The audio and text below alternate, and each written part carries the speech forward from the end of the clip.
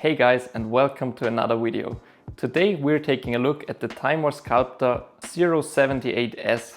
This grinder uses 78mm flat burrs and is a multi-purpose grinder. This means it can do both espresso and filter coffee. We will cover pretty much everything in this video. The design, making espresso, pour over, the pros and cons, and whether it's worth the price. Just so you know, this is the model with the S in the end, because Timemore also has a Sculptor with the number 078, which is basically a filter coffee grinder, and the S in the end means that it's the version that can do both filter and espresso. Timemore sells several Sculptor models. The 078S is the multi-purpose one with stepless adjustment. The regular 078 is pour-over focused with stepped adjustment. Both share the same body and motor concept, but the burrs differ in intent. The 078S flat burrs are tuned for espresso and pour over, while the 078 turbo burrs lean toward high clarity filter. The 078S currently lists at €899 on Timemore's site. Let's take a look at what's in the box. Next to the grinder itself, you obviously get an instruction manual, a catch cup with a magnetic bottom so it always stays where it should, a cleaning brush to clean out the mini hopper and the burrs, and a magnetic lid to close the grinder. And then there is this funny looking tool. You can use this air blower to get rid of any coffee residues on your coffee corner. Simple and functional. Everything you need to get going. A compact, vertical design with an aluminum body and a clean aesthetic. The catch cup is magnetically aligned, which makes workflow satisfying. You drop it in and it snaps to position under the chute. The rotary knocker is my favorite party trick. Give it a twist and it helps clear fines and chaff from the spout, keeping retention and mess down. Everything feels premium. Specs-wise, it uses a 400 watts brushless motor. It weighs 6.5 kilograms. And if you're docking it under cabinets, you'll appreciate the tidy height of only 29.5 centimeters. Let's talk burrs and dialing in.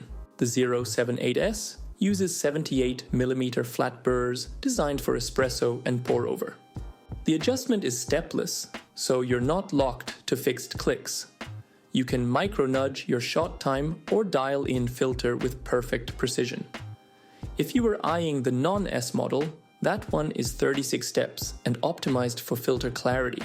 Different tools for different jobs, but the 078S is the more flexible do-everything choice.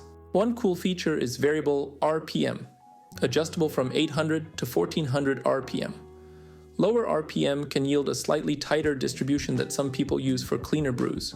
Higher RPM can increase fines and body, useful for richer espresso textures. The brushless motor keeps speed stable even under load.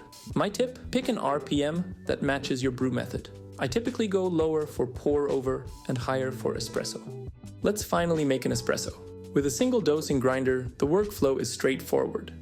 At first, I weigh my coffee beans and I go for 18 grams. Then, I turn the grinder on, slide the lid back so it's half open, and then I drop the beans in.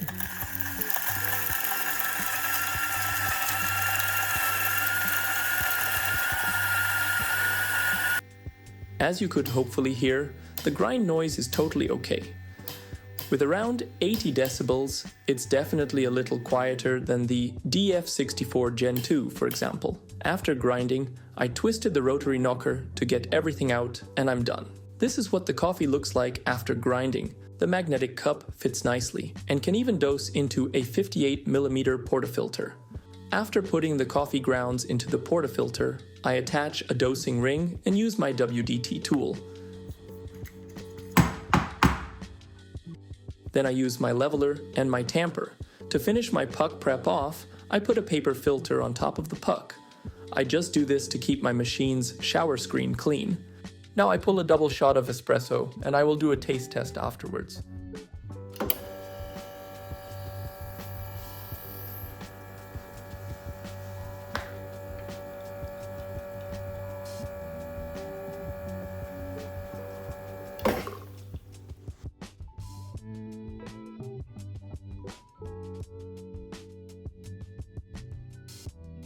Okay guys, time for me to try the espresso.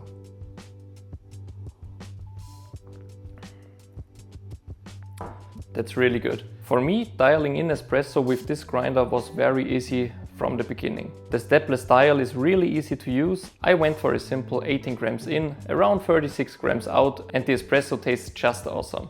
If you use the rotary knocker, you get everything out of the grinder, so the retention is basically zero. If you don't use it, it can happen that around 1 gram of coffee stays in the grinder, but just use it and you don't have any problems. The grounds come out really fluffy with minimal clumping, but I still use a WDT tool, because if you use the catch cup and put it into your portafilter this way and you turn it around, there is a little space in the basket left, and if you just tamp the coffee grounds, then there will be quite some channeling. I will show you what I mean right now. If I just grind the coffee and put the catch cup directly into the portafilter, there is quite a lot of space left on every side of the basket.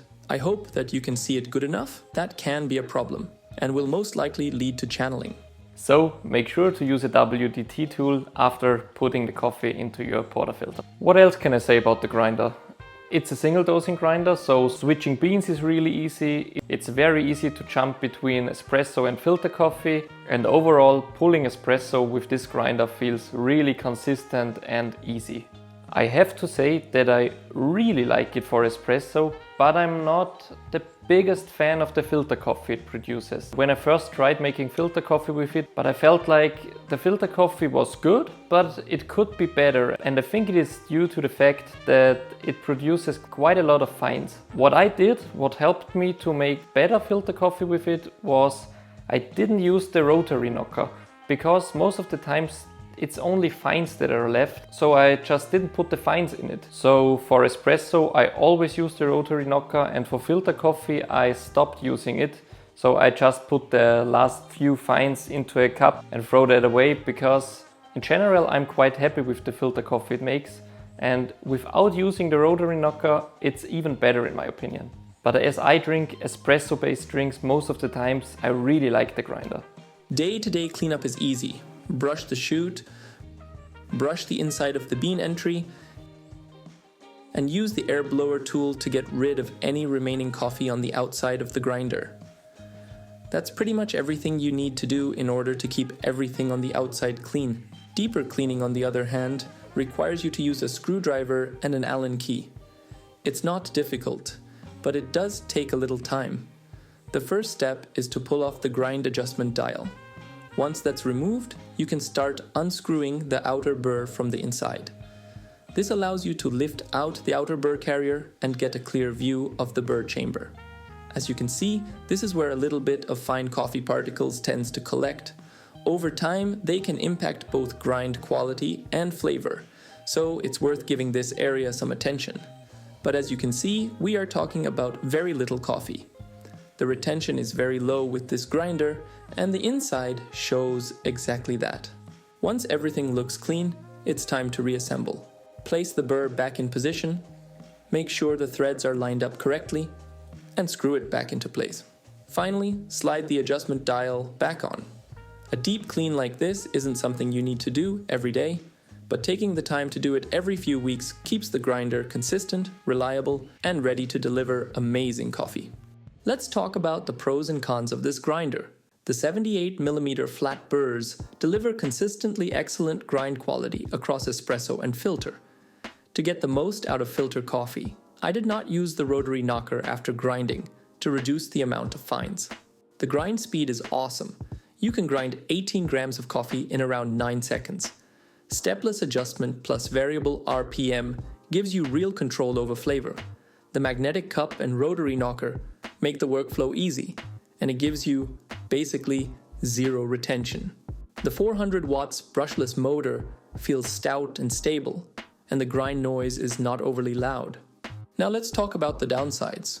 If you only brew pour over and want maximum clarity, the 078 non-S version of the grinder with its filter-oriented burrs is the better choice. Also, cleaning the burrs requires simple tools. It's not a totally toolless process. Finally, it sits in a higher price bracket than some 64mm competitors. You're paying for the larger burrs, motor, and variable RPM.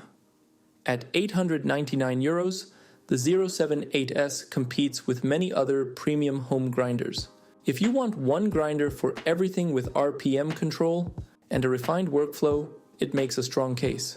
If you're budget-minded and don't need 78mm burrs, there are cheaper 64mm options, but you'll miss the big burr advantages like faster grind speed, less heat while grinding, and slightly better flavor profiles. But you'll probably only notice if you really love coffee and consider yourself a coffee nerd.